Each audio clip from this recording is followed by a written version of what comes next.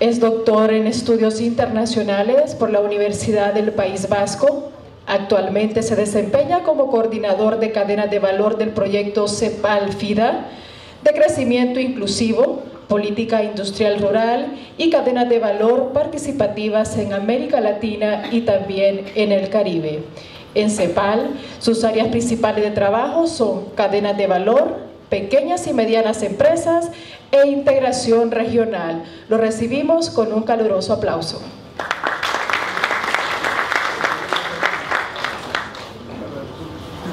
Bueno, buenas tardes a los micrófonos, a ver cómo están grabando.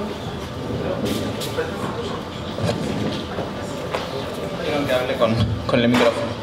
Bueno, buenas tardes a todas y todos. Es un gusto para mí presentarles hoy la metodología que hemos desarrollado en la CEPAL, en la sede subregional de México.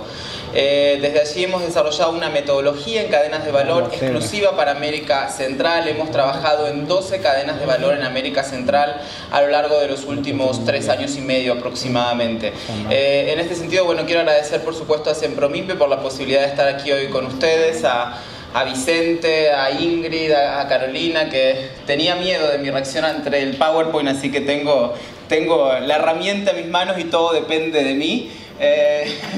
Y en este sentido lo que les voy a presentar es parte de la metodología, no la metodología en su conjunto, y sobre todo algunas ventanas de participación que podemos vislumbrar para los CAM. A mí lo que me interesa especialmente, sobre todo, discutir y conversar con ustedes es la posibilidad efectiva de que los CAM presten algunos servicios profesionales en el marco de la metodología y sobre todo en el marco de las estrategias que nosotros proponemos en la metodología que hemos desarrollado.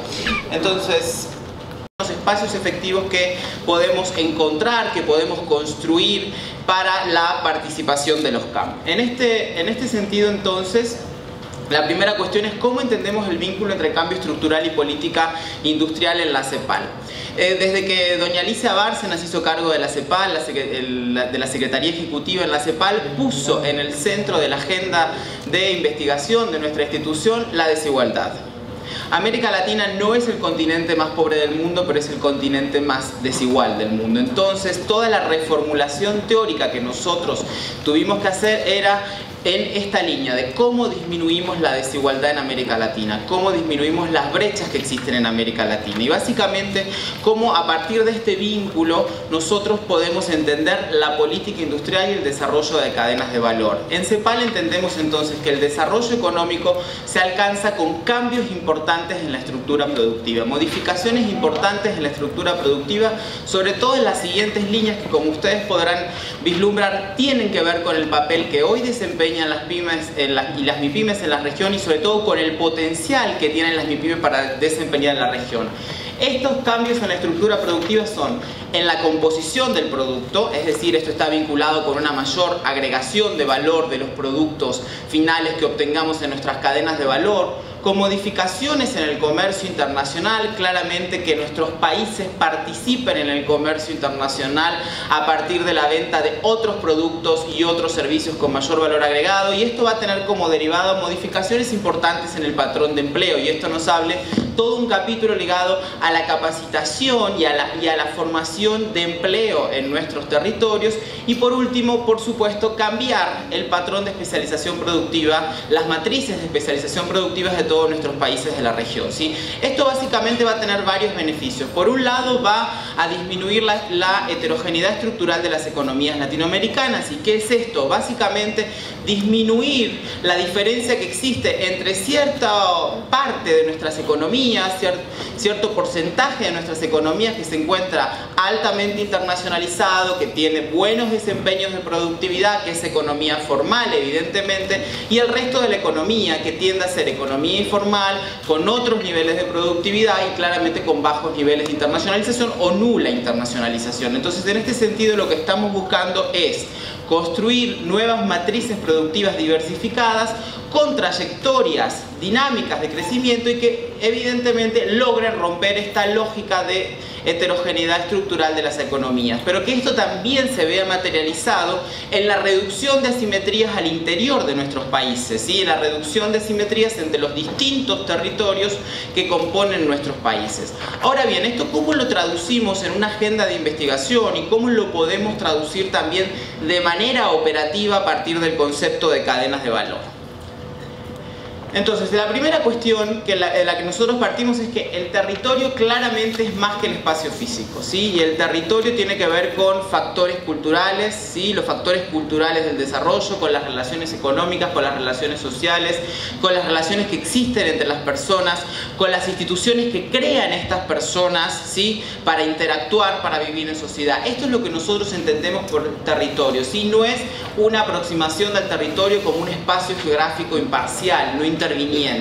Y la segunda cuestión importante es lo que les mencionaba al inicio. Nos estamos moviendo de escala, ¿sí? Ya no estamos analizando al actor económico de manera individual, que serían las MIPYMES o que serían las pymes, sino lo que estamos analizando es la cadena de valor, ¿sí? Es ese vínculo que existe entre empresas privadas e instituciones de apoyo para la generación de bienes o servicios, ¿sí? Que por lo general comienzan con un eslabón que está vinculado a la provisión de insumos y a partir de allí llegamos hasta el consumidor final. ¿Sí? Hay algunos análisis incluso de cadena de valor que se concentran en la deposición final del producto. En el análisis que nosotros estamos haciendo en CEPAL, en principio partimos de un esquema de provisión de insumos hasta llegar a ese consumidor final. Y básicamente les estamos proponiendo 3 niveles de análisis. Esto se basa en una aproximación que hizo un geógrafo argentino de apellido Bozano, que es el de territorios reales, el de territorios pensados y el de territorios posibles. Ahora bien, ¿esto cómo lo podemos cruzar con la metodología que hacemos en CEPAL de análisis de cadenas de valor? En territorios reales vamos a analizar la localización y la distribución de los actores, y esto claramente de manera espejo lo podríamos trabajar con la identificación de la cadena de valor, la identificación de los eslabones que componen la cadena de valor, el mapeo de los actores que componen a los distintos eslabones que conforman esta cadena de valor. En cuanto a análisis de territorios pensados, básicamente lo que nosotros hacemos en CEPAL es identificar toda una serie de restricciones, de cuellos de botella, de problemas que enfrentan los distintos eslabones para crecer, ¿sí? Básicamente que enfrentan los distintos eslabones para generar escalamiento, y en CEPAL es muy importante entender que no solo entendemos el escalamiento en su vertiente económica, sino también en su vertiente social. Si nosotros estamos hablando de escalamiento económico y social, ¿por qué? Porque claramente nosotros podemos tener escalamiento económico por medio de generar algún tipo de eficiencia tecnológica, y claramente lo que antes lo hacían 3 personas en una cadena de valor lo pasa a hacer una máquina, ¿sí? Y claramente allí estamos siendo más eficientes, probablemente hayamos reducido los costos que nosotros teníamos, pero claramente se quedaron 3 personas fuera del mercado laboral y tenemos que generar un nuevo espacio en otros eslabones de otras cadenas de valor para que estas personas se inserten. Entonces, cuando yo hable de escalamiento, lo vamos a entender como escalamiento económico y social. Entonces vamos a identificar cuáles son las restricciones, pero también vamos a proponer en el marco de unas mesas de diálogo público-privadas estrategias que sean participativas y que involucren a los distintos actores que conforman los eslabones, pero también a toda esta malla de instituciones que se encuentran vinculadas a las cadenas, ¿sí? Y cuando hablamos de instituciones que se encuentran vinculadas a las cadenas, claramente los CAM están vinculados a las cadenas, tienen más potencialidades de vincularse a las cadenas, pero son múltiples las instituciones, ¿sí? Tenemos los ministerios de Economía, los ministerios de Agricultura y Ganadería si se trata de una cadena rural, los ministerios de Salud que van a certificar todo lo que nosotros estamos consumiendo, etcétera, etcétera.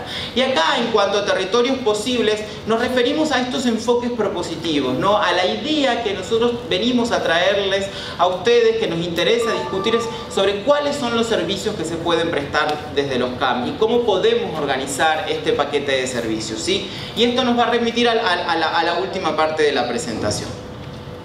La metodología que hemos desarrollado en la CEPAL es muy sencilla, se las voy a contar de manera breve. Por favor, si no soy lo suficientemente claro me preguntan, si quieren que nos detengamos en alguno de los pasos de la metodología me lo hacen saber. Y partimos sobre todo de la definición de metaobjetivos. Esta definición de metaobjetivos generalmente la hacemos con el gobierno, es decir, ¿qué es lo que estamos buscando con resolver las restricciones en una cadena de valor que identifiquemos? ¿Sí? ¿Qué estamos buscando? La incorporación de más MIPYMES a la cadena de valor, aumentar las exportaciones, la transferencia de tecnología, etcétera, etcétera. Una vez que definimos cuál es el metaobjetivo con el gobierno, vamos a iniciar un proceso de selección de cadenas, ¿sí? Y en cuanto a la experiencia, les mencionaba que con esta metodología hemos trabajado en 12 cadenas de valor. Hemos tenido como 3 tipos de formas de seleccionar cadenas, ¿sí? La primera es a partir de la generación de toda una serie de indicadores económicos a solicitud del Ministerio de Economía con el que estemos trabajando, de Industria y Comercio, que nos van a indicar cuáles son las cadenas que tienen mayor potencial de encadenamiento, por ejemplo, con otras cadenas, o mayor posibilidad de incorporar MIPYMES, etcétera, etcétera, pero es, digamos, a partir de la construcción de un set de indicadores ad hoc.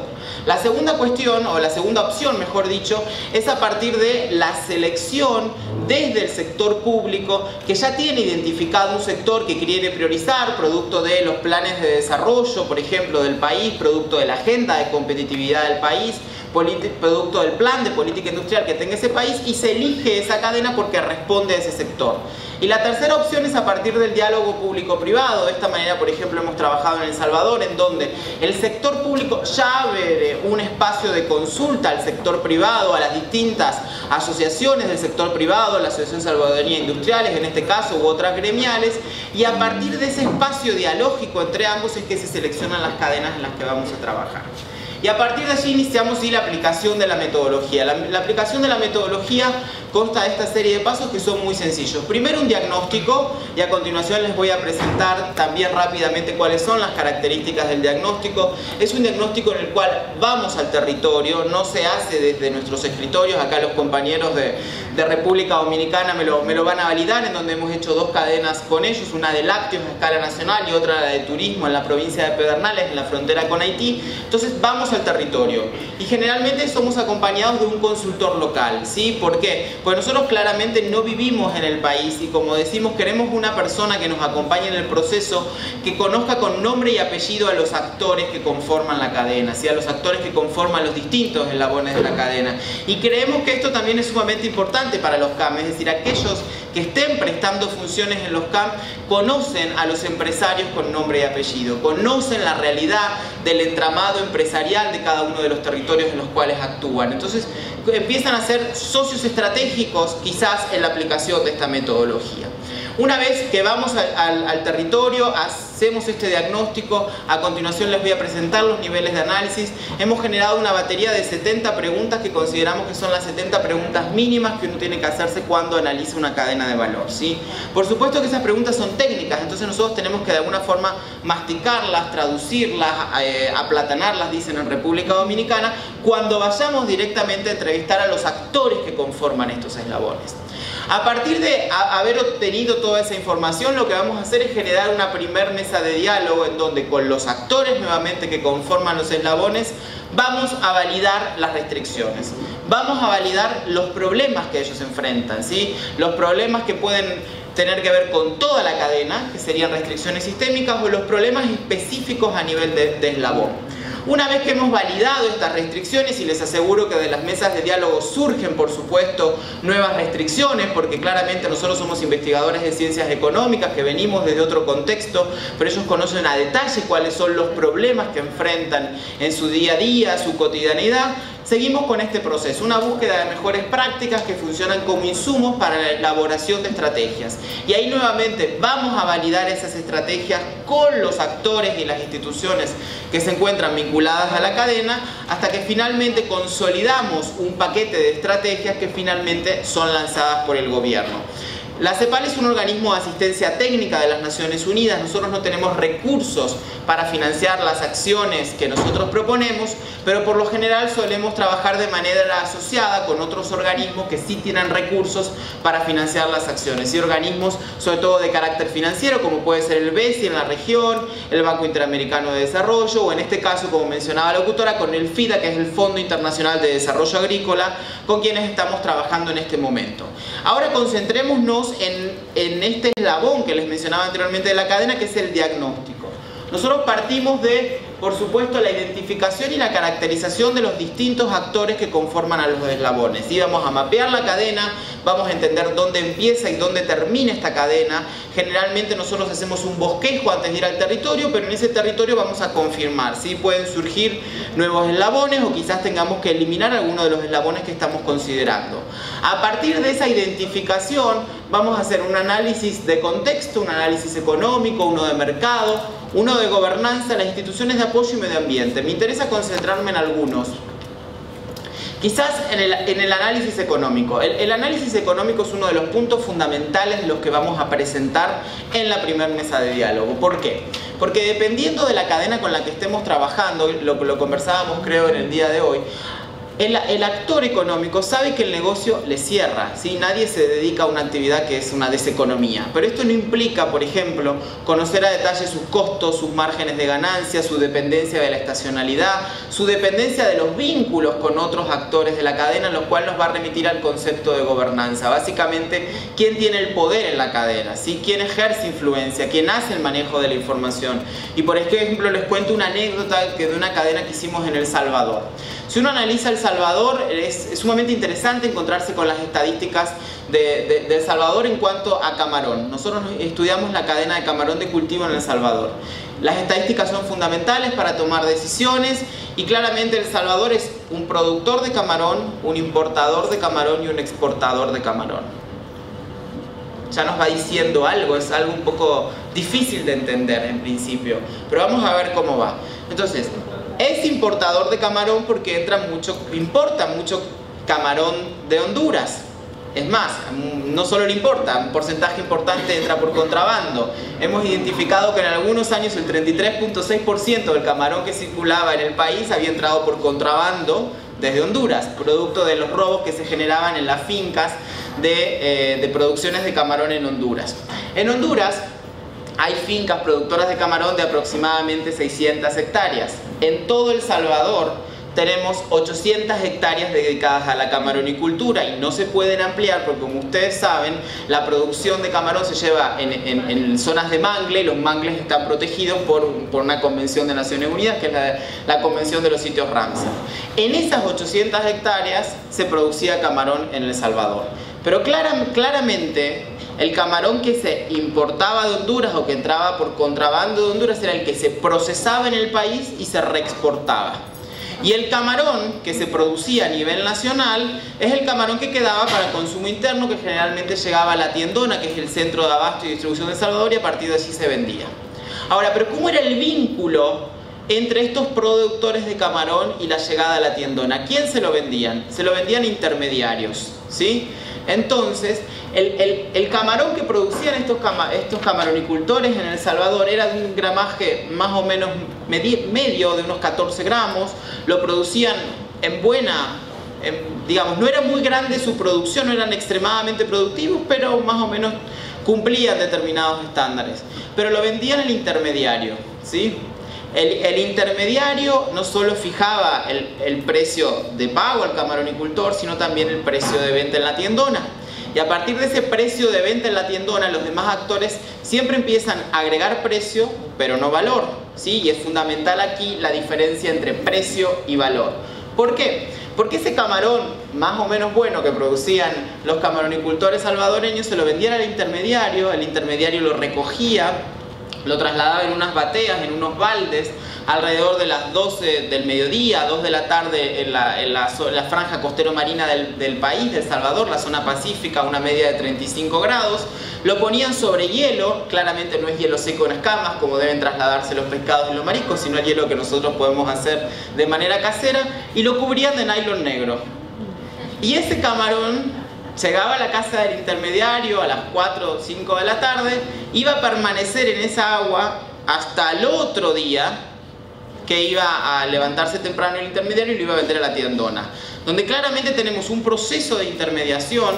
Si no existiese ese proceso de intermediación, hay que ver otras maneras de que ese producto claramente llegue al mercado, pero en donde ese proceso de intermediación lo que hace es, primero, que se pierda el valor original que tiene ese producto, ¿sí? Porque claramente no eran las condiciones de conservación, pero a su vez ese actor le agrega mucho precio y poco valor, y a su vez fija precio en la cadena, ¿sí? Este es un elemento fundamental para entender las relaciones de poder y la apropiación que existe en la cadena, lo cual nos remite a la idea de gobernanza, ¿sí? Cómo están organizadas las cadenas, cómo funcionan las cadenas, cuáles son sus lógicas económicas, y claramente un paquete importante de estrategias de las que nosotros podemos proponer tienen que ver con esto, ¿no? Con qué intervenciones vamos a hacer en materia de gobernanza para que haya cierto equilibrio quizás entre los distintos actores que conforman los eslabones de una cadena, ¿sí? Entonces, el análisis económico, el análisis de gobernanza y las restricciones, es decir, los problemas, los cuellos de botella que enfrentan los actores que conforman los eslabones, son los tres elementos principales que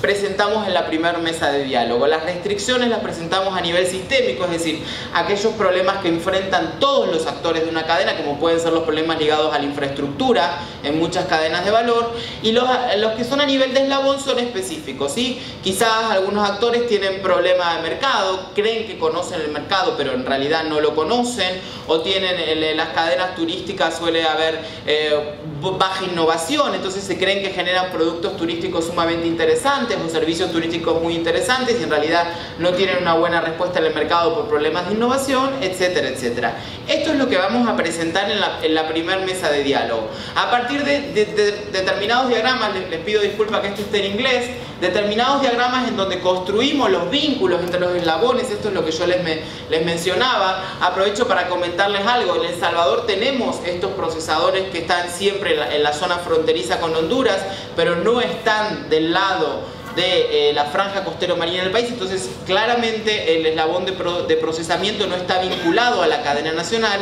Entonces esta metodología también lo que nos permite es identificar la ausencia de algunos eslabones y quizás la posibilidad de generar estos eslabones, lo cual conlleva una carga importante en cuanto a eslabones que hoy no existen y que tienen muchas veces que ser creados o apuntalados desde los territorios.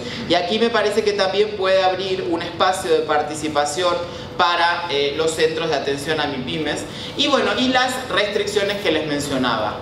En este sentido, entonces, hemos llegado a la primera mesa de diálogo, hemos validado las restricciones y comenzamos este proceso de proposición de estrategias. Y partimos de lo que es la búsqueda de buenas prácticas, ¿sí? Y bueno, y la verdad que hay una cierta prostitución del concepto de buenas prácticas, porque no todo lo mismo, ríanse, pero es así, hay muchos conceptos que se prostituyen, ¿no? Todos los utilizamos, pero en realidad no sé si todos pensamos lo mismo, entendemos lo mismo por ese concepto. Entonces, buena práctica para nosotros es una observación selectiva de prácticas en contextos diferentes para entender sus principios fundamentales de funcionamiento, es decir, por qué esa buena práctica tuvo éxito en un contexto distinto, ¿sí? Y lo que hemos descubierto es que básicamente lo que determina el éxito de una buena práctica es justamente los elementos de contexto, y esto muchas veces tiene que ver con la generación de reglamentaciones, de institucionalidad que creen ese espacio a partir del cual vamos a poder canalizar esta buena práctica. Entonces vamos a empezar con una observación selectiva de prácticas para explicar justamente por qué han tenido éxito y al buscar por qué habían tenido éxito, los elementos de contexto tenían mucho peso. Y bueno, y si sobre todo buscamos prácticas en países hermanos, en países vecinos, como pueden ser los países centroamericanos, es muy probable que esa práctica sea aplicable directamente, ¿sí? Si este no es el caso, vamos a tener que adaptarla para poder aplicarla, y si efectivamente no podemos adaptarla, tenemos que iniciar nuevamente este recorrido de observación selectiva de prácticas. Aquí es importante mencionarles un supuesto, que es el siguiente, que nosotros tratamos de que fueran buenas prácticas que existiesen en la región, ¿sí? Que existiesen en la región porque para nosotros era fundamental estimular la cooperación sur-sur, el intercambio de buenas prácticas a partir del diálogo de cooperación sur-sur que existe en los países de la región, que existen en los países de América Latina. Entonces, por ejemplo, en las experiencias que hemos hecho en El Salvador, que hemos hecho en República Dominicana o en Costa Rica, hemos tratado de transferir muchas buenas prácticas de experiencias exitosas que estuviesen sucediendo en otros países de la región, ¿sí? Porque además tienen este entramado institucional que suele ser parecido y que por tanto permite una más rápida aplicación de la práctica. Siguiendo, entonces, el proceso sería así: identificamos las restricciones, las mejores prácticas o buenas prácticas que son insumos para las estrategias, y generamos N cantidad de líneas de acción por estrategia y N cantidad de estrategias reunidas en programas. Y por último, un elemento que resulta fundamental para los gobiernos de la región. Les comparamos cada estrategia en términos de costo relativo, es decir, el tamaño de la bolita me indica el costo relativo, el impacto y el plazo de implementación. Nosotros construimos estas estrategias bajo una lógica integral, es decir, somos conscientes que cada estrategia ataca a un grupo específico de restricciones. Pero este es un instrumento importantísimo para la toma de decisiones de los gobiernos, ¿sí? ¿Por qué? Porque dependiendo del calendario político, por ejemplo, en el cual se encuentra el gobierno, se va a concentrar en la estrategia 1 o en la estrategia 3.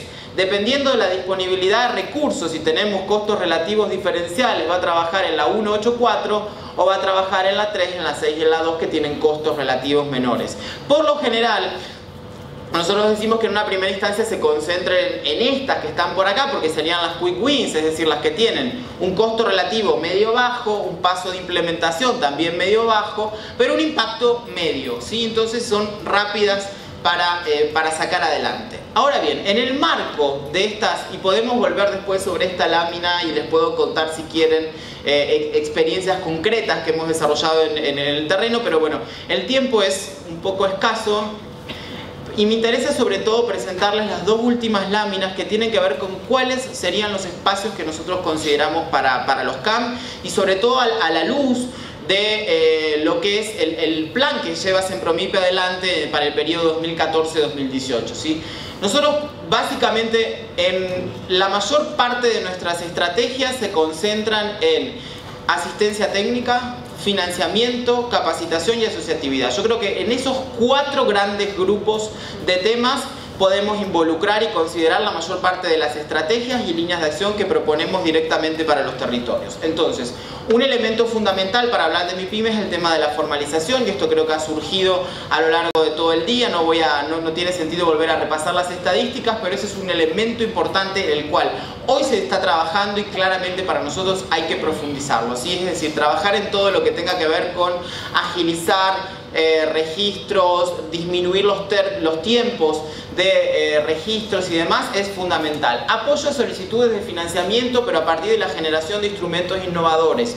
Nosotros estamos trabajando mucho con lo que se denominan servicios combinados, blended services, y creo que ahí la potencialidad de algunos CAM es importante y ya les voy a contar cómo. Identificación de necesidades de capacitación con especial énfasis en incorporación de TIC, identificación de socios estratégicos para diseñar distintas formas de asociatividad ad hoc de acuerdo a la realidad que estemos observando en cada una de las cadenas y a los problemas que estemos identificando al interior de los distintos eslabones que conforman la cadena, y detección de espacios de mejora en marcos regulatorios institucionales, ¿sí? De alguna forma todo esto nos lleva a un gran paquete que también tiene que ver con el fortalecimiento de las capacidades de prestación, gestión y diseño de servicios empresariales desde los CAM. Ahora, ¿cuál sería la contribución? ¿Cómo sería la contribución al entorno de negocios centroamericanos? Sobre todo a partir de que estas acciones contribuyen con un ecosistema de apoyo al emprendedor articulado, un desarrollo competitivo de MIPYMES, una inserción en mercados nacionales e internacionales y sobre todo, lo que les mencionaba al inicio de mi presentación, la importancia de reducir brechas, ¿sí? La importancia de reducir brechas al interior de nuestros países y por supuesto con los países más desarrollados. Ahora bien, ¿cómo hacemos esto? Nosotros creemos que como vamos a transitar un proceso de fortalecimiento y de arraigo de capacidades en los cambios, yo a la tarde participé, bueno, fue hoy a la mañana, perdón, aquí mismo tuvimos una reunión sobre certificación y acreditación de los CAMI, donde claramente acreditación y certificación no es lo mismo. No solo nos tenemos que concentrar en el fortalecimiento de capacidades, sino más bien en lo que es la creación y el arraigo de capacidades. ¿Por qué? Porque lo que estamos viendo también es que, por supuesto, ustedes pueden participar de distintos recorridos de formación, van a generar un escalamiento personal, van a crearse capacidades en ustedes, pero ¿qué pasa si después no se arraigan a ese territorio? ¿Sí? ¿Qué pasa si se mueven? ¿Qué pasa si no siguen trabajando en los camps? ¿Dónde van a quedar esas capacidades? ¿Sí? Y esto es un elemento fundamental porque en cooperación internacional invertimos muchísimo en creación de capacidades. Pero el tema es que hay que generar los mecanismos ad hoc para que se arraiguen esas capacidades. Es decir, para que la posibilidad de trabajar en un centro camp, para trabajar en un camp, sea realmente una estrategia de vida de ustedes, generen las condiciones de empleabilidad y permanezcan prestando servicios. Entonces, en ese sentido nosotros planteamos a su vez de que a nivel de los camps haya una trayectoria en cuanto a la prestación de servicios, ¿sí? Y nosotros proponemos 3 grandes temas que están vinculados con el plan estratégico de CEPROMIPE que les mencionaba. El primero de emprendimiento y capacitación, el segundo de articulación productiva y el tercero de financiamiento inclusivo, ¿sí? Claramente son 3 ejes fundamentales, transversales a muchos de los proyectos o de políticas en las que puedan trabajar, a muchas de las cadenas de valor que ustedes puedan analizar. La primera va a ir en torno al apoyo en el diseño de recorridos de capacitación para el escalamiento de los actores que conforman los eslabones y el apoyo a la creación de nuevos eslabones en las cadenas que contribuyan con la agregación de valor, ¿sí? Esto me parece fundamental en un doble sentido. En el primer sentido tiene que ver con que parte de las restricciones que ustedes van a observar en las cadenas de valor y en los eslabones que conforman la cadena de valor tienen que ver con un porcentaje importante con capacitación, ¿sí? Entonces, tienen que tener esa mirada estratégica muy vinculada al actor para extraer esas necesidades y buscar espacios desde donde satisfacer esas necesidades. Pero la segunda cuestión tiene que ver con cómo muchas veces las pymes y las MIPYMES, cuando llegan a un nivel de escalamiento interno importante, logran incorporarse en cadenas de valor a partir de la prestación de servicios. En un estudio que hicimos en CEPAL, encontramos que muchas de las pymes, por supuesto, sueñan con vincularse con una gran cadena, con una cadena que esté internacionalizada, con una empresa tractora, pero muchas veces logran hacerlo a partir de la prestación de servicios, ¿sí? Y no de la prestación de algún insumo que sea importante en su proceso productivo. Entonces, claramente ustedes pueden identificar ahí también, ¿no?, dónde se pueden generar algunas intervenciones que estén vinculadas con una mayor agregación de valor en ese producto final. Y en algunos casos, no siempre es sencillo, podría generarse incluso proponerse incluso la generación de un nuevo eslabón que esté vinculado a esta cadena. Como nos pasaba en esta cadena nacional en El Salvador, que no existía un eslabón de procesamiento, ¿sí? Y dijimos, bueno, ¿cómo empezamos a construir? ¿Desde qué lugar podemos construir un eslabón nuevo para que haya más agregación de valor? Articulación productiva tiene que ver con el levantamiento de información y estadísticas, ya se justificó hoy a la tarde por qué, y análisis estratégico territorial en la identificación de cadenas de valor, generación de espacios de diálogo público-privados y público-públicos.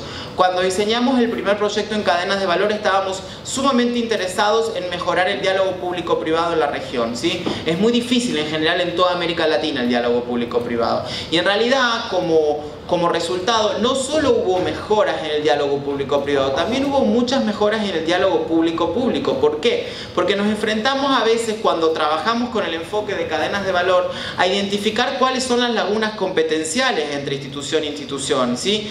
Digamos, hasta acá trabajaba tal ministerio, tal dirección, y a partir de acá otro ministerio u otra dirección. Pero esa transición no siempre está tan clara. Entonces, cuando esa transición no está clara, el sector privado se enfurece, no sabe cómo reaccionar, se generan prácticas que no siempre son las más leales. Entonces, era importante también consolidar, coordinar la acción pública para atender a las necesidades. Y con esto termino. ¿Por qué creo que es importante trabajar en financiamiento inclusivo? Porque estamos trabajando con un universo de empresas que son de difícil capitalización, ¿sí? De difícil bancarización muchas veces. Entonces, lo que estamos proponiendo para la región son servicios combinados, ¿sí? Blended services. ¿Qué quiere decir esto? De alguna manera, ¿cómo los CAM pueden contribuir con el monitoreo o la evaluación del cumplimiento de algunas acciones por algunos actores que conforman eslabones en cadenas de valor? Y tomo como ejemplo la misma cadena, que es la de camarón de cultivo en El Salvador. ¿Qué nos pasaba con estos camaronicultores? Estos camaronicultores estaban presos de los intermediarios en cuanto a la fijación de precio y al conocimiento de información de la operatoria. Entonces, lo que propusimos, con base en algunas experiencias que identificamos en África, en este caso, es la generación de de un servicio por medio de un software en donde ese camaronicultor, por medio de un mensaje de texto en un teléfono que es un bochito, no es un iPhone, no es un teléfono inteligente, simplemente recibe información sobre información climática, ¿no?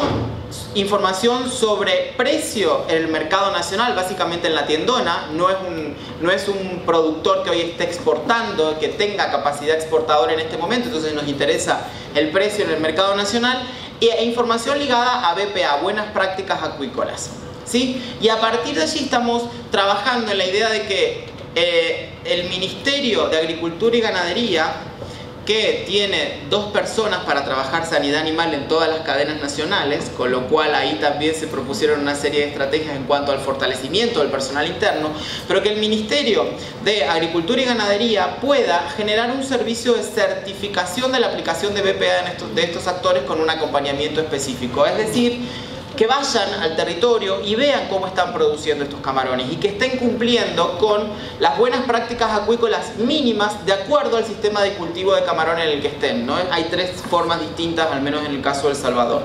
Y después del cumplimiento de estas BPA durante un determinado tiempo y la certificación de estas BPA, lo que se busca es que justamente ese certificado funcione como garantía para que acceda a financiamiento, ¿sí? Esto se ha desarrollado en otras cadenas y la pregunta sería, bueno, ¿por qué no, si soñamos con la prestación de servicios y con escalar los centros, los CAM, ¿por qué no en algún momento también ustedes pueden, al estar directamente vinculados en los territorios, formados para prestar este tipo de evaluación y monitoreo de cumplimiento de algunas BPA en algunas cadenas de valor y así contribuir también con, de alguna manera, la capitalización de un actor que es sumamente difícil que per se y de manera individual acceda a financiamiento? Entonces, esto es una propuesta que hemos hecho, son propuestas que suenan a innovación y podemos pensar que son extremadamente caras, pero en realidad no resultan tan caras cuando las comparamos.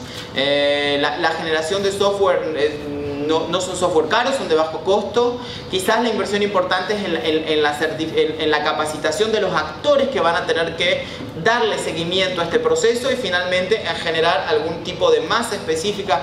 Aquí lo estábamos conversando con el Banco de Desarrollo de El Salvador, para que finalmente existiese alguna masa, ¿no?, de dinero a disposición para después financiar a estos actores que en realidad no reunían ningún requisito justamente para acceder a financiamiento. Esto es lo que yo quería decirles. Me interesa mucho sobre todo el diálogo con ustedes en cuanto a estas últimas 2 láminas, que es la propuesta que nos gustaría conversar con ustedes y conocer, y bueno, y sobre todo cómo se vería la posición de los CAM en el marco de esta metodología, y muy vinculado no solo al proceso de análisis y de diagnóstico de las estrategias, sino también a la participación específica que se puede dar en el marco de las estrategias que se propongan para resolver las restricciones de las cadenas que estamos observando en los distintos países de la región. Así que muchísimas gracias.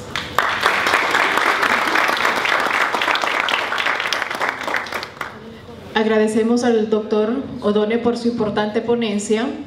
Podrán ir colocando sus preguntas que están en las tarjetitas sobre su mesa. Igual encontrarán una encuesta que les agradecemos, por favor nos ayuden a llenarlas. Importante mencionarles también que la presentación de nuestros ponentes estarán colocadas en el sitio web del CEMPROMIPE. Continuando, Sequeira, asesor empresarial, para que nos presente la experiencia CreaPyme de Costa Rica con relación a las cadenas de valor.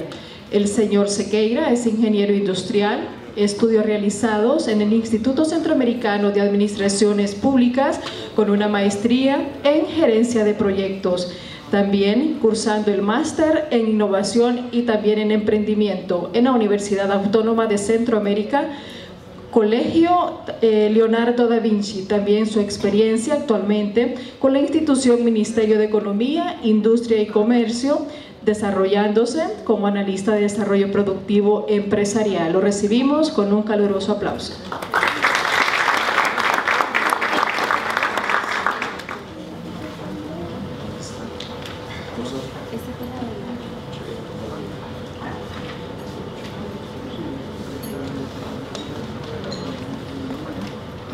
Buenas tardes. Bueno, yo les voy a hablar acerca de la experiencia en Costa Rica. Nosotros somos 5 centros regionales de atención a la pequeña y mediana empresa. Tenemos más o menos, y 2 en la parte central de Costa Rica. Tenemos más o menos 10 años de trabajar en la atención y hemos generado alguna curva de aprendizaje gracias a las vinculaciones también de manera interinstitucional. ¿Dónde me...?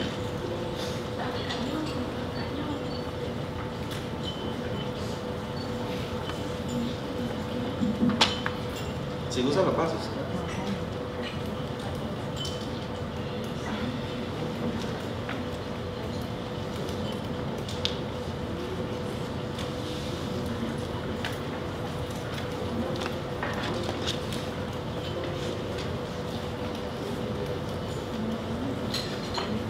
Bueno, yo trabajo en la parte sur de Costa Rica, es la región Brunca. Este es el logo de la región, como pueden observar acá, tenemos diferentes relieves, entonces tenemos desde playa hasta la parte de montaña, amplia flora y fauna. Nos visitan las ballenas una vez al año, bueno, 2 veces, y pues hasta tenemos patrimonio con respecto a las esferas. Estamos cerca de la frontera con Panamá. Ok, algo de lo que nos ha servido bastante con respecto a la experiencia de atención a la MIPYME es que tenemos un equipo interinstitucional y también interdisciplinario en la cual ya hemos generado experiencia. Nosotros desde el 2006 atendemos en conjunto empresas para no duplicar esfuerzos. Entonces aquí podemos ver cómo hemos trabajado con el MAC, el Ministerio de Agricultura, con el Instituto Nacional de la Mujer, con la Promotora de Comercio Exterior, con el INA, que es la parte de formación técnica en Costa Rica, y el Ministerio de Cultura, entre otras personas, otros entes. Nosotros, bajo la estrategia Brunca Emprende, hemos promovido el desarrollar procesos de fortalecimiento de la competitividad de las micro, pequeñas y medianas empresas, facilitando vínculos de estas con las instituciones del Estado, mejorando condiciones y capacidades. Vamos a ver. Sectores estratégicos. Nosotros sí vemos que en la región las fortalezas están plenas en lo que es agroindustria, turismo, TICs, que es algo que debemos promover, arte y artesanías, con un enfoque de desarrollo económico local, responsabilidad social empresarial, identidad local y regional, utilizar las economías social solidaria y con enfoque inclusivo. En su momento, cuando vimos que era necesario tener un norte como instituciones, entonces pues vimos y dijimos, bueno, tenemos que hacer un análisis de la problemática que hay con respecto a el sector que atendemos. Vimos que habían liderazgos segmentados, vimos que habían programas que no se ejecutaban, entonces definimos una problemática. Al final veíamos que siempre había desempleo, que no se ejecutaban los recursos, y pues ya con un norte podíamos decir cómo podíamos atenderlos. ¿Qué dijimos de primero? Hagamos un análisis de actores en el cual la persona o la entidad que esté trabajando en la región haga lo que tiene que hacer. Entonces pudimos observar cuáles eran las diferentes acciones o programas que tenían muchas personas o muchas entidades para poderlos integrar en el trabajo de nosotros. Acá se nos corrió un poquito. Vemos que para la atención a las empresas veíamos diferentes partes en las cuales podíamos inferir en la parte de administración, en la parte de mercadotecnia, de producción, finanzas, exportaciones. De hecho, nos dimos cuenta que habían muchos recursos en la región, entonces hablaban de que el problema era dinero, pues no siempre era así. Y aprendimos también, hace 2 años vinimos acá a El Salvador, aprendimos con la gente del SBDC y pues tratamos de hacer una intervención utilizando, promoviendo el desarrollo económico local en función de la academia, el sector público y el sector privado. Entonces logramos ampliar esta, indicando, ok, tenemos que trabajar con ese enfoque, pero para poder lograr resultados debemos aprovechar la característica de temporalidad que tienen los proyectos, que tiene un inicio y un fin para poder ver resultados al corto plazo. Entonces, sí, con indicadores como las ventas, empleos retenidos y creados, lográbamos influir en algunas fases como acceso a mercado, gestión empresarial, infraestructura, etc. Entonces dijimos, bueno, mucha gente nos llegaba y nos decía, qué bonito desarrollar un proyecto en función de la miel de abeja, qué bonito en función de, no sé, de Pejivalle. Sin embargo, no teníamos las capacidades, somos 3 personas en el centro, para poder desarrollar todo lo que conlleva un estudio de prefactibilidad con respecto a proyectos. Entonces, ¿qué dijimos? Bueno, muy bien lo dice el enfoque, ¿verdad?, de intervención, trabajemos con la academia y desarrollamos un programa piloto en el cual podíamos tener, pues no a nivel de factibilidad, pero sí a un nivel de prefactibilidad, algunos productos que nos interesaban promover en la región. Entonces acá, con estudiantes, esto es en el INA, en Alajuela, que ellos tienen una infraestructura envidiable con respecto a la parte de agroindustria, para efectos de poder potenciar las capacidades de los estudiantes y darles información para desarrollar el estudio técnico, porque si ellos no conocían qué es una marmita, difícilmente nos ayudarían a poder establecer los costos o las inversiones a la hora de hacer las investigaciones y apropiarlas a cada una de los proyectos que teníamos. Importante indicar, los proyectos sí eran en función de asociaciones, no eran empresitas unipersonales, sino tratábamos de que una asociación que agremiaba a X cantidad de familias se vieran beneficiadas de estos proyectos. Bajo la estrategia Bruca Emprende, siempre pensando en generar nuevos empleos, entonces nosotros decíamos, ok, acá ahí está la asociación Avanzando Juntos, que van a montar una fábrica y ya por decirlo así, con el problema encima, porque ya tenían los recursos, ya tenían la infraestructura, una planta procesadora de carne de cerdo y no tenían un documento que validara la viabilidad y factibilidad. Entonces, bueno, ustedes tomen este proyecto, estudiantes, y nos ayudan. En Buenos Aires, bueno, esto lo adecuamos, ahora lo tenemos en la parte de Cotobruz. Con respecto a miel de abeja, estamos en este momento trabajando un proyecto, sí se trabajó más con personal de la municipalidad en Cotobruz. Estos son los 6 cantones de la región Brunca, para que se ubiquen.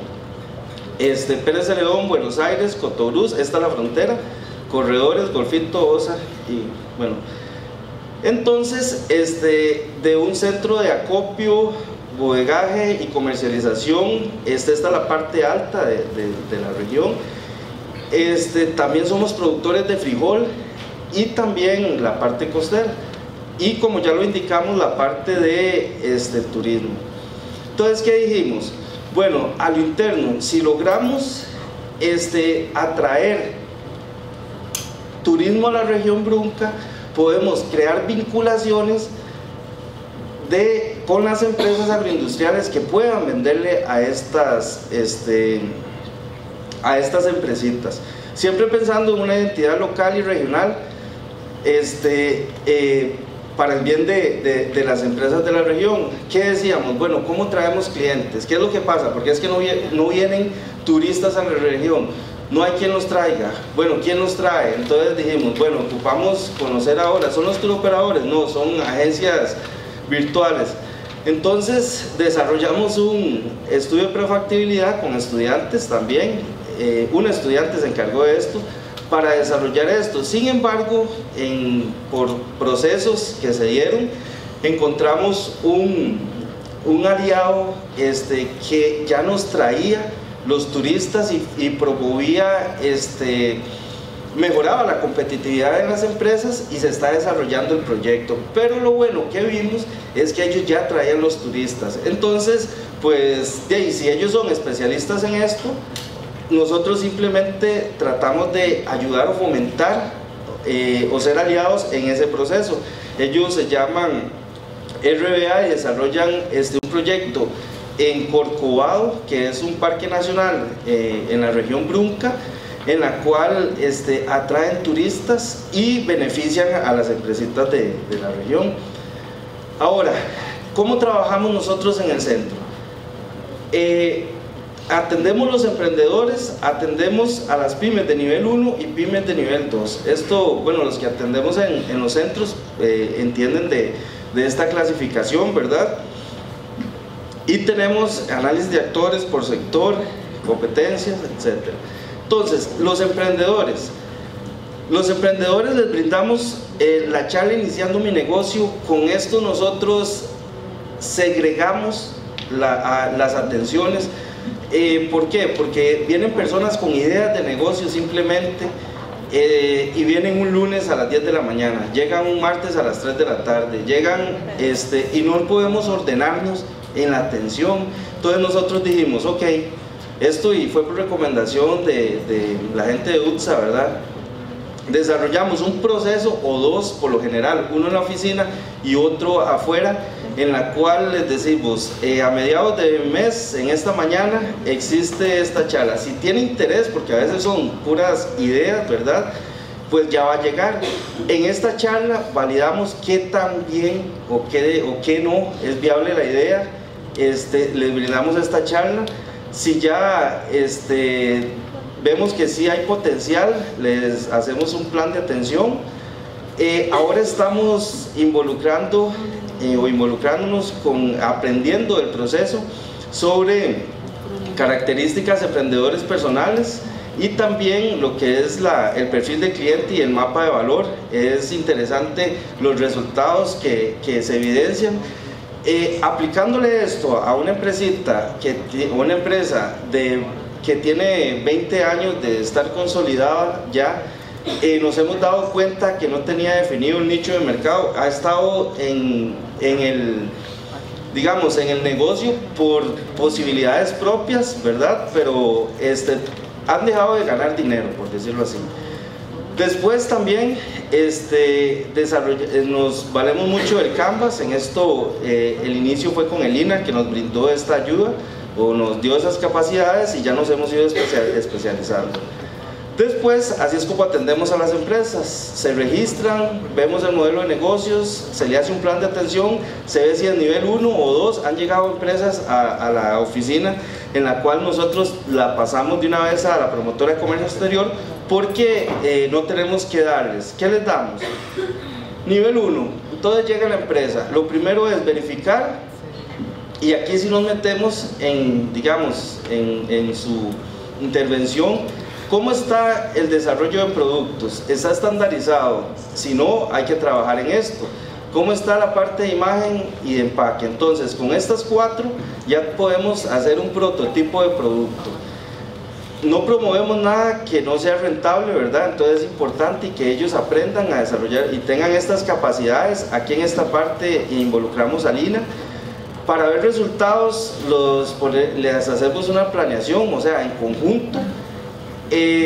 Bueno, que hayan indicadores y la parte de formalización. Entonces aquí, para formalizar una empresa en Costa Rica se necesitan 5 hay 5 pasos que hay que seguir o 5 permisos y 3 más para ya vincularlos a la cadena de comercialización.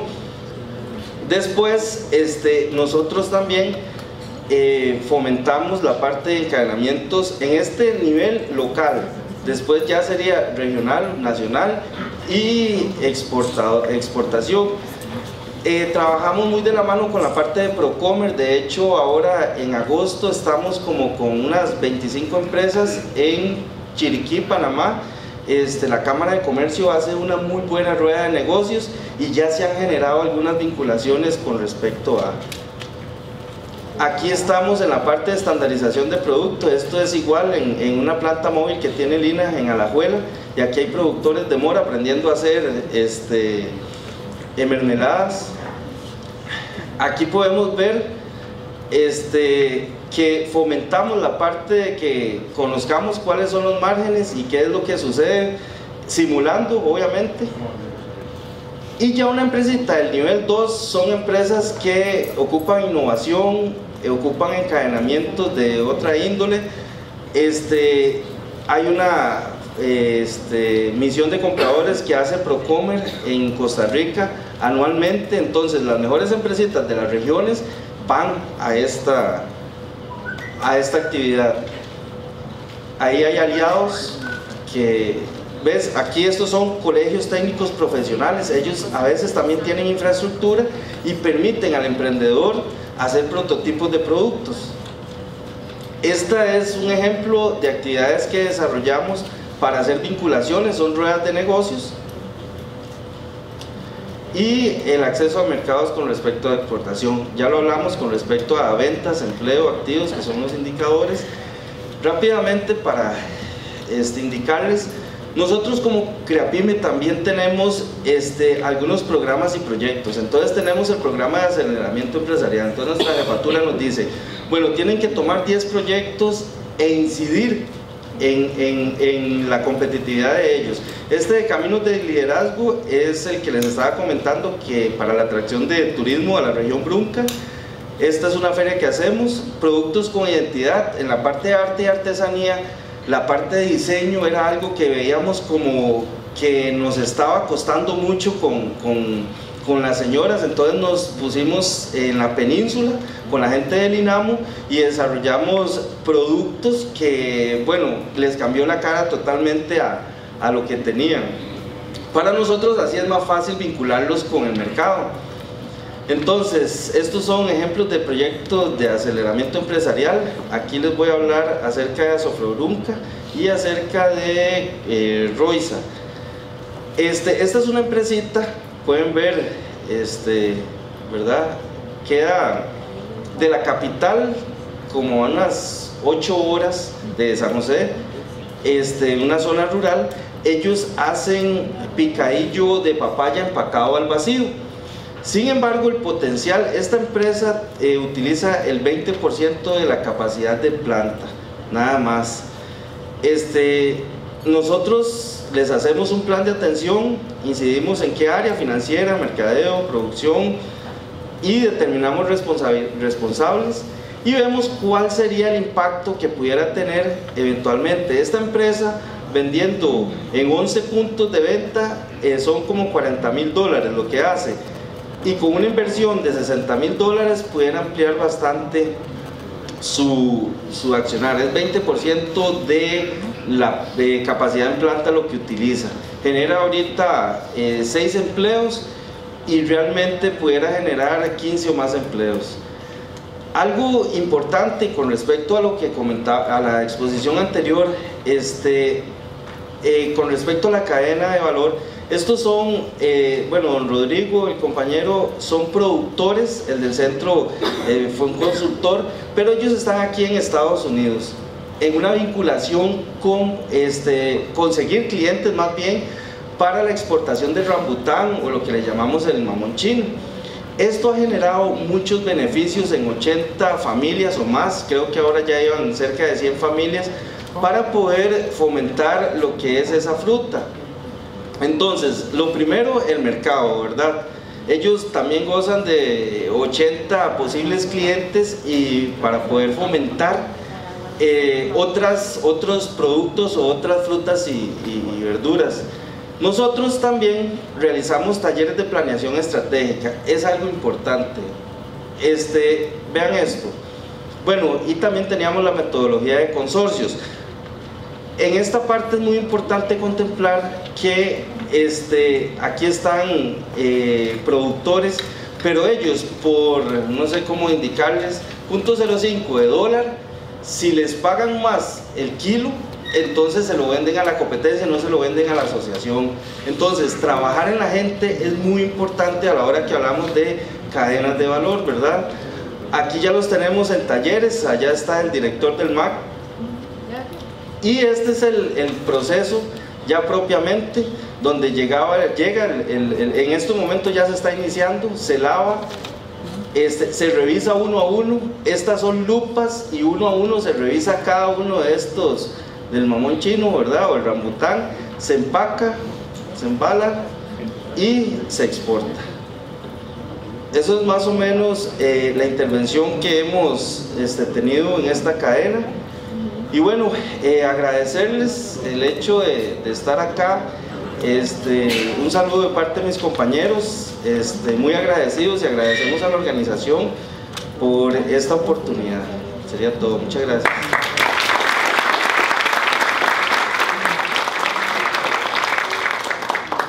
Muchas gracias al señor Sequeira por su intervención. ¿Hay consultas escritas?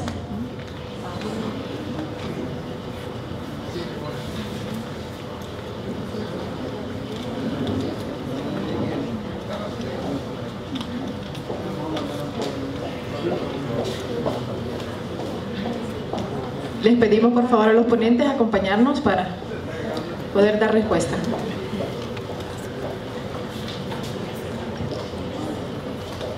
Las dos van dirigidas a nuestro ponente Nahuel. ¿Cuál es la diferencia entre trabajar con sectores y cadenas de valor? Son varias. ¿Qué impacto tiene cada enfoque? Asimetrías, gobernanzas, actores involucrados, etcétera. ¿Cómo el producto para el consumidor configura la cadena de valor? Y la siguiente, ¿cómo mejorar el diálogo público-privado? Si los roles de las instituciones públicas se trasladan por la ley, la voluntad política es escasa. CEPAL tiene experiencia en la definición de cadenas de valores regionales. En Centroamérica hay algunas cadenas regionales con pocas estadísticas oficiales: frijol, queso, café, cacao, camarón. ¿Qué ventajas podrían tener? Diagnosticarlas y formalizarlas. Ok. Voy leyendo una a una y no me contesto. No. Bueno, muchísimas gracias. La verdad que es un gusto haber despertado estas preguntas. Entonces, la primera, la diferencia entre sectores y cadenas de valor, pero es una diferencia fundamental en realidad, ¿no? Cuando hacemos referencia a un enfoque sectorial, nos referimos a los grandes sectores que conforman una economía, y en general se trata de políticas mucho más generales de atención a los sectores, ¿sí? Ustedes recordarán, por ejemplo, que la CEPAL durante su historia trabajó mucho el modelo sustitutivo de importaciones, que básicamente tenía un enfoque sectorial, no era concentrarse en los grandes sectores de la economía, e incluso había sectores identificados en distintas etapas para ir transitando este modelo de industrialización. Claramente nosotros hoy venimos sosteniendo este enfoque que está ligado a cadenas de valor, ¿sí? Porque yo por eso al inicio hice mucho hincapié en movernos de la escala de análisis, ¿sí? Porque creemos que la cadena de valor nos permite, ¿sí?, hacer propuestas de políticas públicas mucho más específicas y de alguna forma hacer operativa las políticas el enfoque de política industrial. Si hoy hablar de política industrial es distinto a como se hablaba en el pasado. Hoy hablar de política industrial es hablar de política de educación y capacitación, de política de innovación, de política de compras gubernamentales, por ejemplo. Entonces, en este sentido, la cadena de valor nos permite de alguna forma experimentar, ¿no?, con distintas estrategias que van muy aterrizadas y muy focalizadas. ¿Qué impactos tiene cada enfoque? Nosotros claramente también tenemos que ser críticos con nuestra metodología y por tanto trabajar con una cadena de valor específica consideramos que puede traer beneficios para quienes conforman esta cadena de valor, desde los actores que conforman la cadena de valor, como también los territorios que forman parte de una cadena de valor si se extiende a lo largo de una provincia, un departamento, a escala nacional o a escala regional. Ahora, lo que es interesante es la capacidad de extraer buenas prácticas, de extraer enseñanzas. Nosotros lo que estamos haciendo en paralelo, o lo que hemos hecho, mejor dicho, en paralelo a los estudios que hemos realizado en la región, es todo un proceso de fortalecimiento de capacidades en los ministerios, en las personas que se ocupan y que trabajan en materia de cadenas de valor. Entonces, en realidad, lo que estamos haciendo es justamente tratar de crear estas capacidades y de que los ministerios con recursos propios, tanto humanos como financieros, puedan llevar adelante este tipo de estudios y este tipo de prácticas. Y les cuento que hemos tenido bastante éxito. Por ejemplo, en Guatemala, inicialmente, con financiamiento de la cooperación alemana, hicimos 2 cadenas de valor, y Guatemala en ese momento tenía un préstamo del Banco Mundial para trabajar en pymes, pero le faltaba como una metodología de ejecución, y eligió la metodología de la CEPAL, y después con recursos propios hicieron otras 7 cadenas de valor. En los últimos años hemos estudiado cadenas de valor turísticas en Guatemala, en El Salvador, en República Dominicana, y la intención es ahora que también con recursos propios los respectivos ministerios, o incluso aquí se podrían sumar a aquellos grupos con que trabajan en las con las distintas pymes en la región, también puedan replicar con recursos propios la metodología que hemos propuesto, ¿sí? Creo que un elemento fundamental es la matriz que les mencionaba al final, al menos así nos lo han hecho saber los distintos gobiernos de la región, y yo aquí por cuestiones de exposición resumí algunas cosas, pero también esta matriz va acompañada por un set de indicadores de desempeño, ¿no? Como para que también aquellos que estén al frente de los planes de implementación de las estrategias que propongamos puedan ir con base en estos indicadores monitoreando cómo va el proceso de implementación de las estrategias. Y la última es cómo el producto para el consumidor configura la cadena de valor. Quisiera que el que me la hizo me la explicase un poquito más. Gabriel, y ahora para ver cómo lo entendés, porque... Sí, las cadenas de valor configuradas desde el consumidor es el producto último y configura todos los eslabones hacia abajo, ¿no? Okay. Esa es la consideración. No, ok, entonces, la verdad que nosotros lo que quisimos hacer con el enfoque de cadenas de valores, primero no priorizamos ningún eslabón, entonces el consumidor para nosotros es un eslabón más. Es el eslabón final dentro de la cadena, como les mencionaba al inicio. Hay estudios de cadenas de valor que incluso van más allá del eslabón del consumidor. En este sentido, lo que nosotros hacemos es un análisis de las características del consumo, y tomo como ejemplo lo que estamos haciendo con la cadena de lácteos en República Dominicana, ¿no?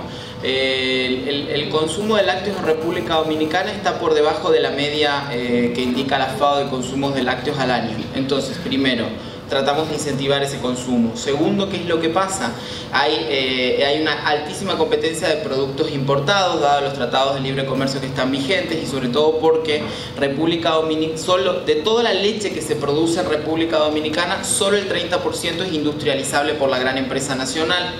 Entonces, en ese sentido, bueno, estamos trabajando con la potenciación y la resolución de restricciones por los productores nacionales, los productores locales, para que de alguna manera ellos logren abastecer con leche de calidad y con estándares de inocuidad a la gran empresa, para también incentivar el consumo nacional de leche. Esto va en paralelo a un proceso que llevó adelante el gobierno, que tiene que ver con el programa de alimentación escolar o de desayuno escolar, en donde también funciona de alguna manera el programa del INAVIE como empresa tractora de las empresas nacionales, y queremos ir como potenciando todos los encadenamientos hacia atrás que esto puede generar. Las otras cuestiones, cómo mejorar el diálogo público si los roles de las instituciones públicas se traslapan por la ley, cuál es la voluntad política, etcétera, etcétera. En nuestra experiencia, primero es clave el focal point, es decir, con qué institución pública estemos trabajando en cada país, ¿no? Y la voluntad política de la institución que es nuestra socia en el proceso, ¿sí? Debo confesarles, si tenemos una institución como focal point que es quizás débil en términos nacionales, el proceso se puede ver afectado, ¿no? Entonces yo creo que la primera cuestión es entender clave cuáles son las fortalezas de nuestro socio y convencerlo, ¿no? Convencerlo del proceso que estamos haciendo. Y cuento dos anécdotas, una en El Salvador y otra en República Dominicana. De una voy a dar más detalle, de la otra no. En El Salvador, cuando descubrimos lo que les mencionaba, que había años en donde el 33.6% del camarón que circulaba en el país era camarón entrado por contrabando, directamente el MINEC, que era nuestra institución socia, montó un proceso en paralelo en donde convocó a otras instituciones que nosotros inicialmente no habíamos contemplado o entrevistado. Entonces digo, ahí fue un actor claramente empoderado que confiaba en las estadísticas de CEPAL, el proceso de generación de estrategias y en las estrategias que estábamos proponiendo, y empezó a trabajar en esa senda. En República Dominicana estamos en el proceso final la cadena de los lácteos, donde nuestro socio es el Ministerio de Industria y Comercio. Hemos desarrollado 2 cadenas con muy buenos resultados, pero también la competencia de la leche la tiene otra institución, que es Conaleche. Entonces nosotros entramos en las instituciones a entender sus lógicas de funcionamiento, y había un issue con el tema de financiamiento, en donde nosotros veíamos que el financiamiento se concentraba exclusivamente en la compra de ganado y en una región específica, pero ellos decían tener un enfoque de cadenas de valor. Y para nosotros claramente el financiamiento no respondía a un enfoque de cadena de valor, porque financiaban únicamente a determinados productores, principalmente en una región.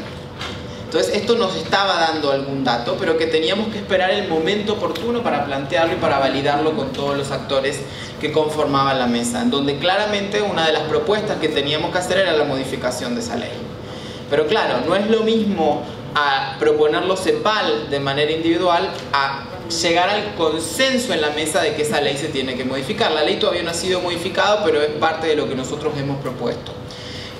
Al mismo tiempo, CEPAL, a partir de su propuesta, se retira. Nosotros lo que queremos es que justamente que los actores que han participado de la mesa se queden, ¿no?, comprometidos, que haya aumentado su nivel de asociatividad y de empoderamiento en relación con las propuestas que hemos generado, y ya llevarán adelante ellos el proceso necesario de incidencia para que esa ley se modifique. Nosotros quizás podemos respaldarlo desde lo técnico, pero sí el proceso de incidencia ya es interno y claramente excede a CEPAL.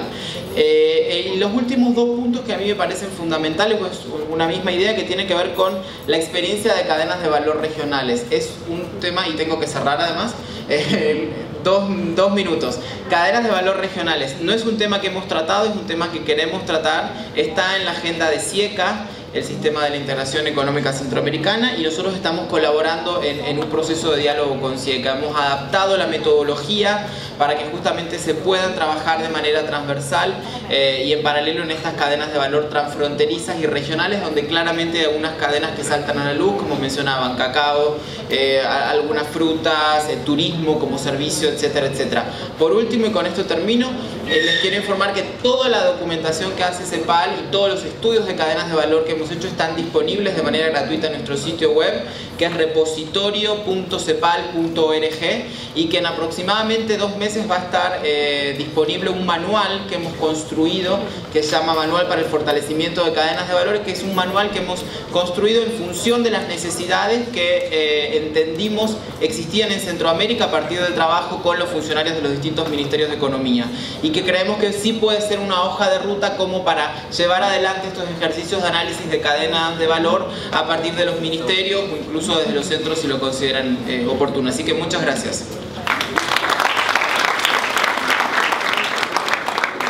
Gracias. Les pedimos a nuestros ponentes, por favor, nos acompañen al centro para proceder a la entrega de un detalle por parte del Gobierno de la República.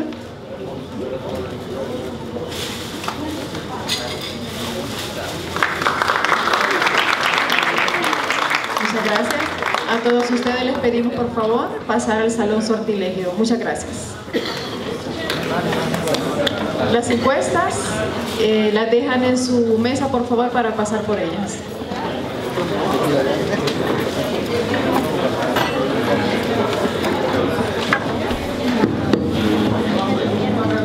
Entonces.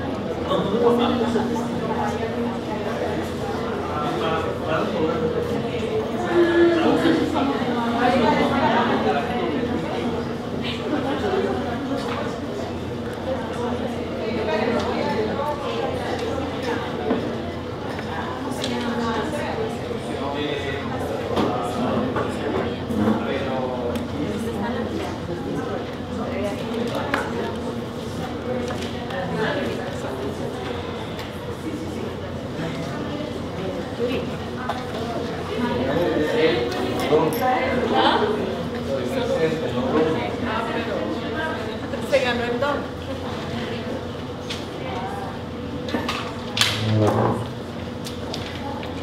Si no están llenos también me las...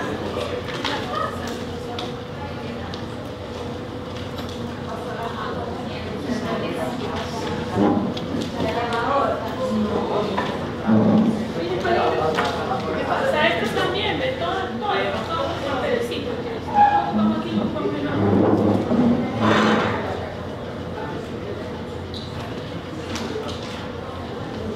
Claro, andate mejor. Yo voy a ¿Descargar ya?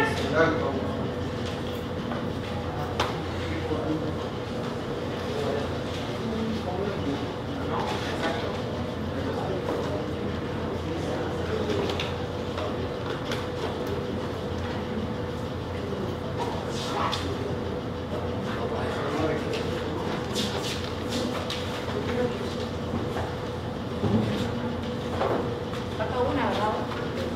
Falta una.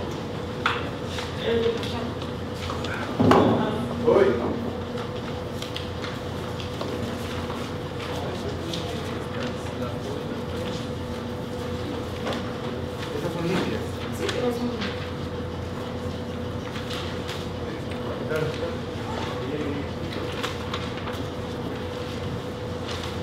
Lo que está lleno se lo veo, ¿eh? Por favor.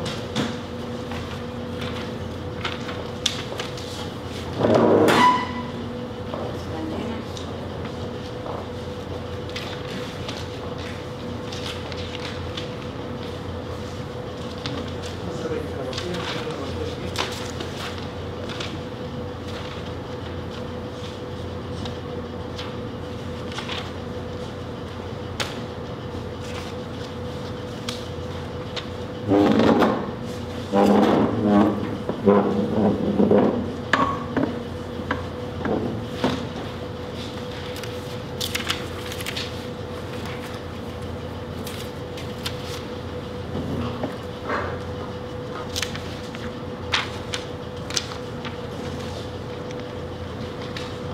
son vacías. Sí. Mire, estos papelitos. Todos vacíos.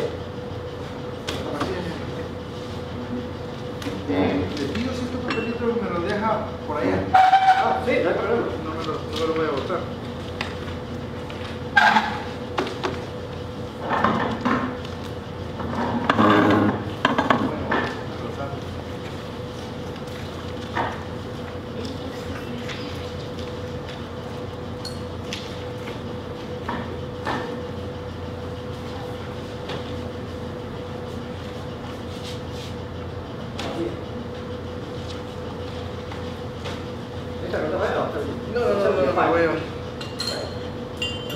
A la orden.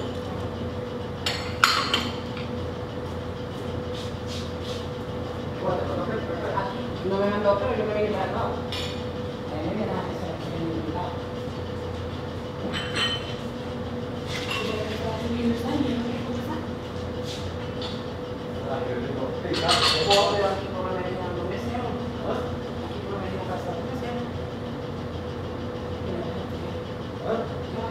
Esto sí, no voy a parar. Pero recogerlo al termo. No considere. Mira, que me dice que faltó otra. ¿Por qué? ¿Quieres falta más? ¿Ya? Oh.